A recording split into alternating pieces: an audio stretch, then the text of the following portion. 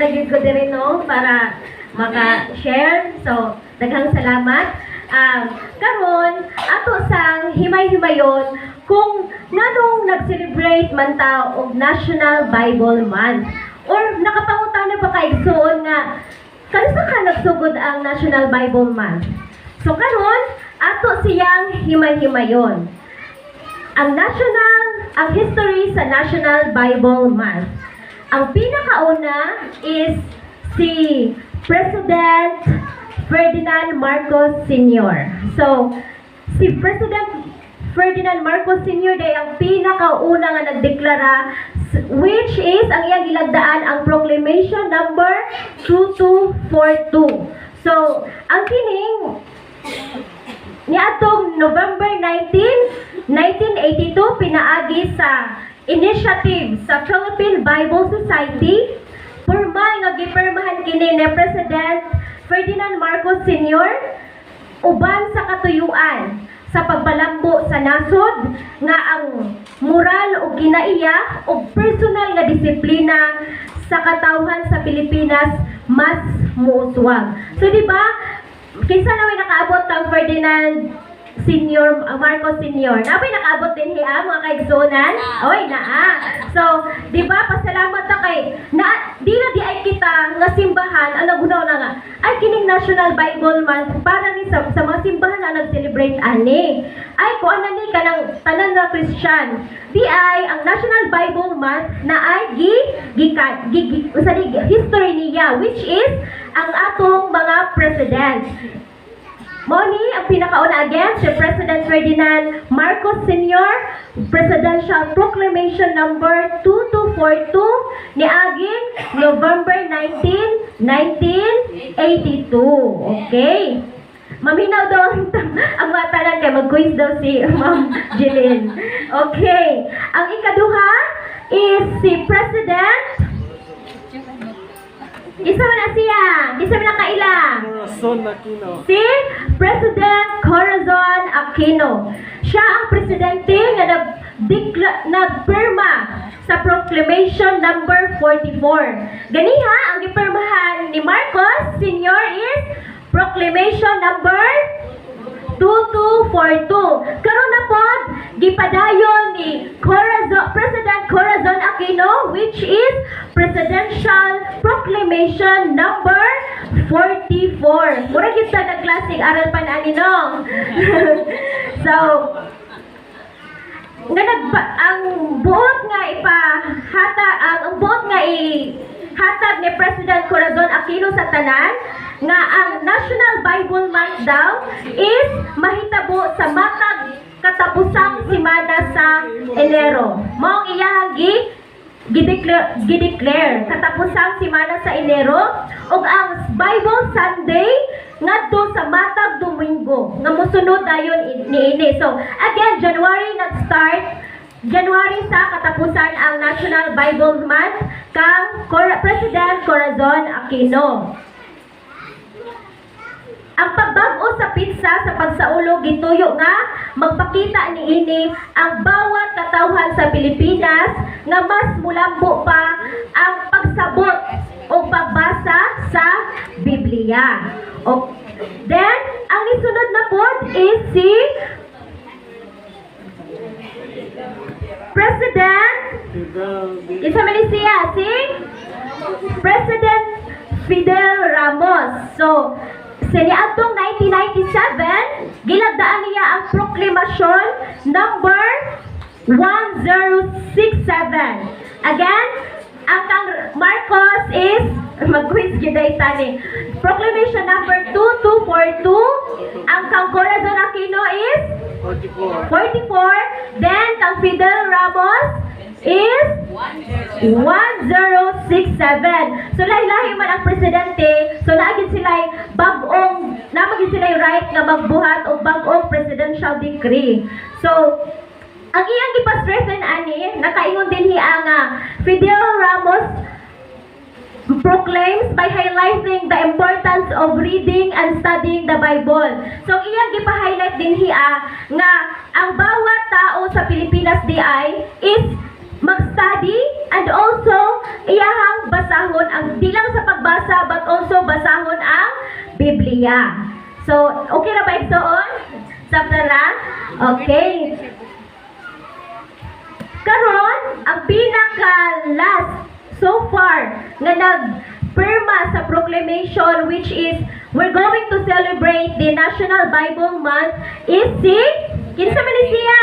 Atong niaging presidente nga si President si Digong daw, si President Rodrigo Duterte. Siya ang pinaka-last nga president nga nag-declare or nag-firma sa proclamation about the celebration of National Bible Month. So, gitabangan di ay ni si President Duterte na ay nagbungkahi sa iyaha ang Chief sa Justice nga si Justice Renato. Then, after that, ang giingon ni President Duterte, entire or tibuok bulan sa Enero or entire January, mao ang atong celebration sa Bible Month. So, giotro na pod ni Duterte. Pinaagi sa iyang pagpirma sa Presidential Proclamation number 124. Okay. Niadtong 2017 ni gipirmahan ni President Duterte. Opisyal nga gideklara ang bulan sa Enero isip National Bible Month. Diin ang katapusang semana. Unsa naman ta karon? January 26, mga katapusang semana. O katapusang Domingo maoy Sunday Bible. Sa maong proklamasyon, gipahayag ni President Duterte nga ang Biblia ang naggiya sa mga tao.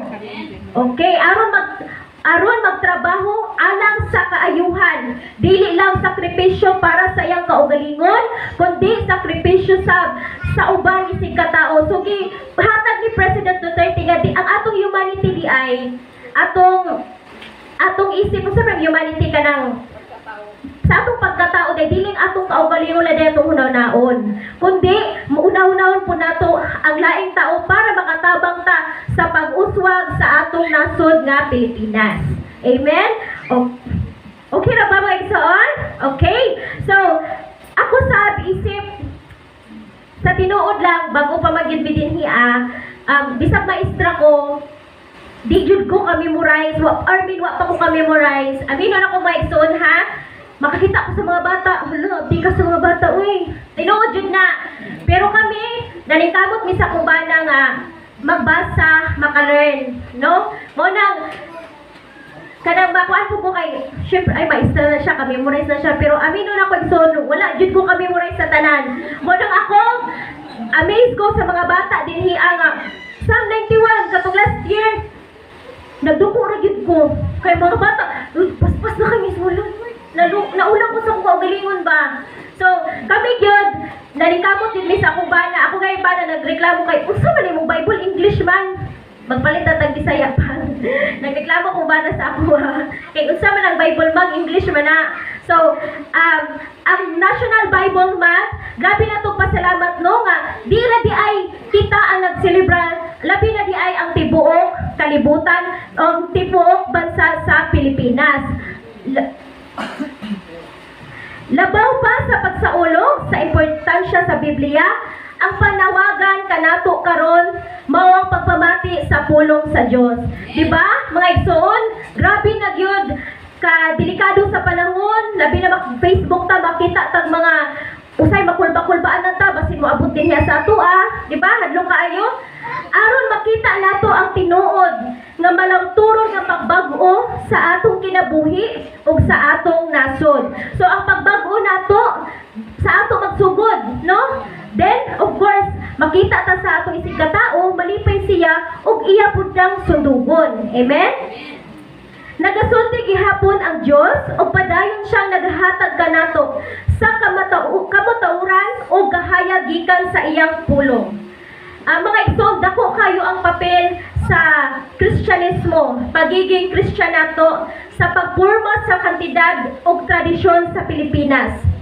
Ang pagsaulog sa National Bible Month ang paagi aron mailhan ang dakong epekto sa Biblia aron sa atong espirituhanon, moral ug kultural nga pag-uswag. Kini nagsilbing pahinumdom sa walay katapusan nga ang importansya sa Biblia sa paghatag o paglaom kaalam ug inspirasyon. Dili lang alang sa mga individual kundi sa tibuok kalibutan. For the last, I quote for John chapter 1 verse 2 to 5, mga igsoon. Ang pulong ang naghatag og kinabuhi. Amen? Sukat pagayod kaniadto ang pulong kauban na sa Dios. Pinaagi kaniya gibuhat ang tanan mga butang ug wala gayoy nahimo nga dili pinaagi kaniya. Ang pulong mao sinugdanan sa kinabuhi. Amen? O kini ang kinabuhi sama sa suga kay mao kini ang naglamdag sa huna-huna sa mga tawo. Kini nga suga maong iwag dito sa kangitngit o ang iyang kahayag walay malupig sa kangitngit. Amen? So, akong giawag ang tanan, labi na kaparihan namo nga dili pa gid familiar sa Bible, maningkamot ta kung usay na magig kuan ako nako di masabtan jud. Unsa gid gani siya? Did gyud ta kanang mo duol labi na ila pastora kung or sabi sa kinsa ka ila nato daghan tay maduulan dinhi So, pasalamat jud ko nga naka-istorya ko din yung lipay kayo nga namina mo. Daghang salamat mga igsoon.